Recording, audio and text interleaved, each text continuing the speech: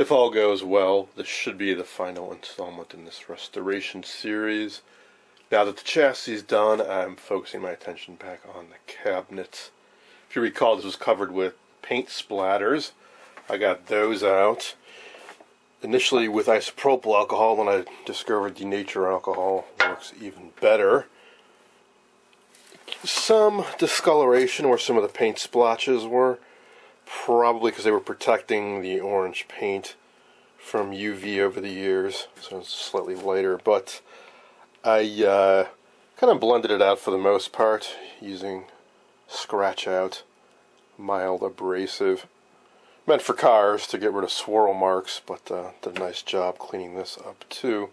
The curious thing about the way they painted this originally is they actually painted the whole thing orange first and then put the white over it. I can tell that because here and there are chips in the white and it's orange underneath.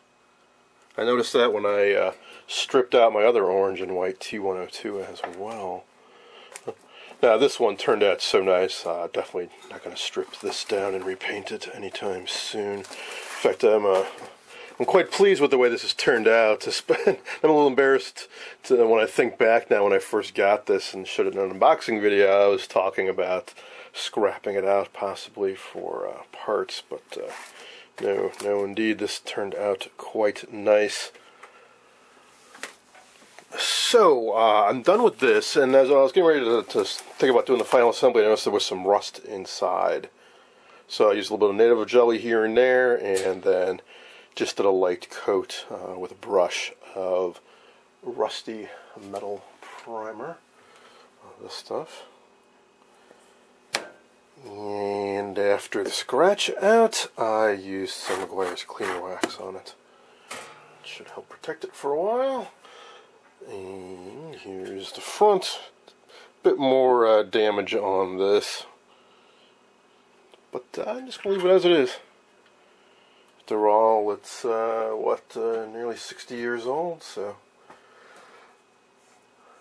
it's to be expected. Now, the one really bad thing, shame, is the plastic safety cover over the CRT. That has got some nasty damage to it. The scratches, I could wet sand those out, but there are a couple dings basically right in the center of the scratch there and there that are pretty deep. Not quite all the way through, but way too deep to sand out. So for the time being, I'm just going to leave it as is. If I get lucky, I may come across one of these in really crummy shape that has good plastic, and I can salvage it from that set. I think reproductions would be pretty difficult to make, seeing as how it's curved and molded. So, it is what it is. We'll see how noticeable it is when the set's playing once I get it all back together. Which leads me to the trim that I want to do before I start putting this back together. This goes in the channel area. And then there's the handle that goes on top. I'm going to use some Simichrome on these parts.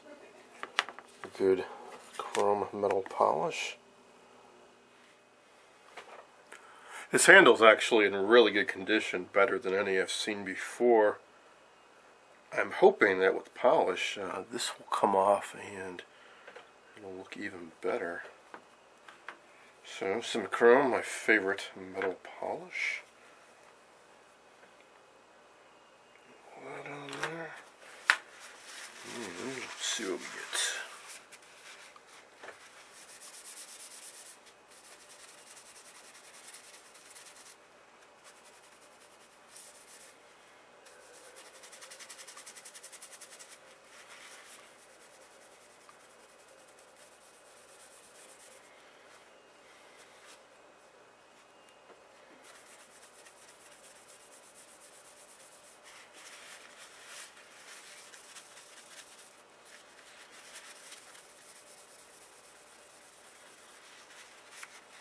Alright, a little bit of pitting, but otherwise that is pretty darn nice.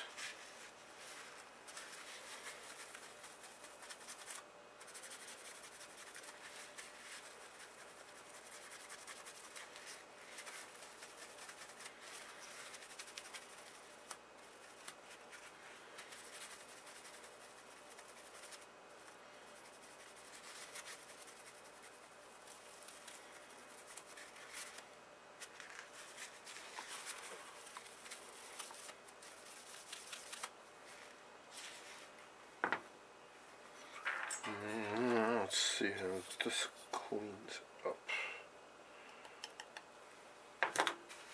So a little decorative bit of metal. It's actually mostly covered up by the channel knob. So really all that's visible is just this outer quarter-inch or so.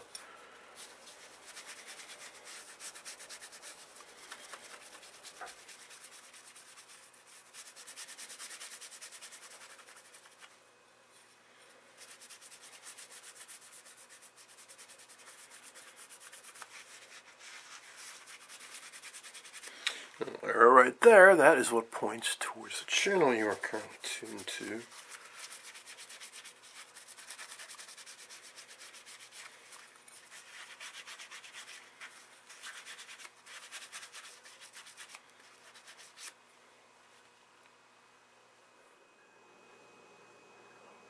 I got the chassis back into the cabinet with a lot less effort than it took to get it out. And then I mounted on some new feet. Dug these up out of my junk box. Not sure exactly where I got them, but I've got a bunch. And a little Novus number 2 makes them look a whole lot better.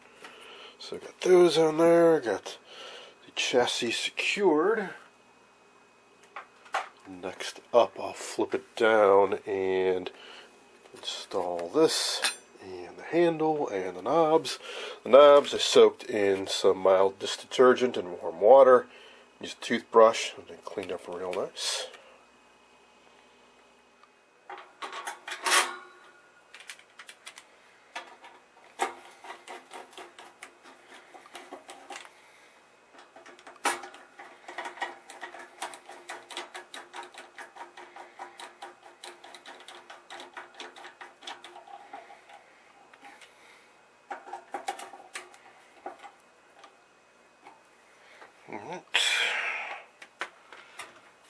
Now, so a screw that goes on either side. Those are quite dirty, so I polish those up too.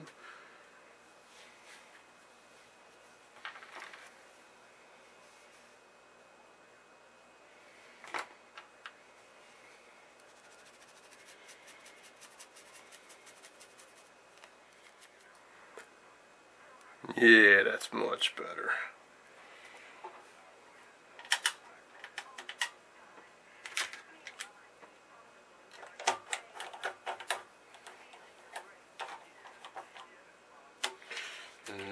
Here's one on the other side.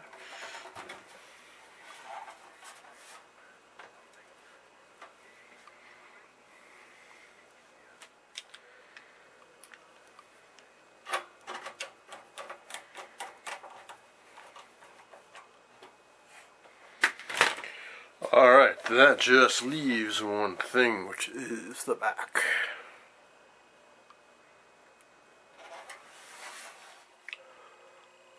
Here's the back after a bit of cleaning, including polishing out the brass eyelets. So the task is to get this onto those. And I gotta remember to have the larger opening towards the bottom. So what I'm going to do is use a heat gun on low and warm it up.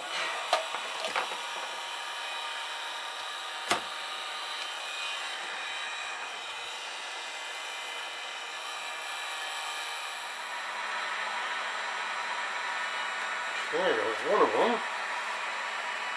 Not the other, so I'll just heat that one up in place. And that.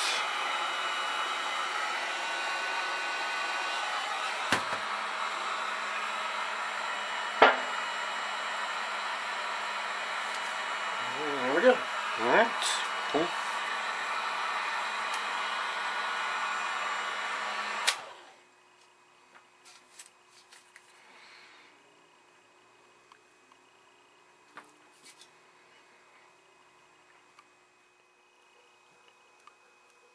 I got the back installed, no problems. Polarized interlock fits on there just fine. Which just leaves one last item. You may recall this set came with an add-on antenna. It's just driven in with a couple sheet metal screws on the back. Now, considering how nicely the cabinet cleaned up and how crummy this looks, I'm inclined to leave it off. If this was solid brass and I could polish it up nice, maybe. But it's not. So, yeah, I'm just going to leave it off for now. And maybe forever. So I guess this just leaves one last thing, which is to power it up for one last look.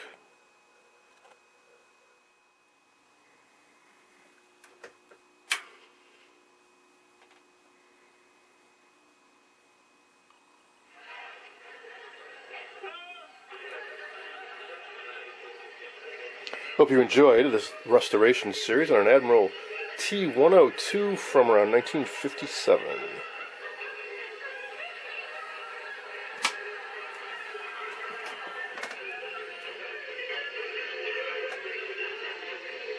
You eat 12 of these? I don't want 12, I just want one, right?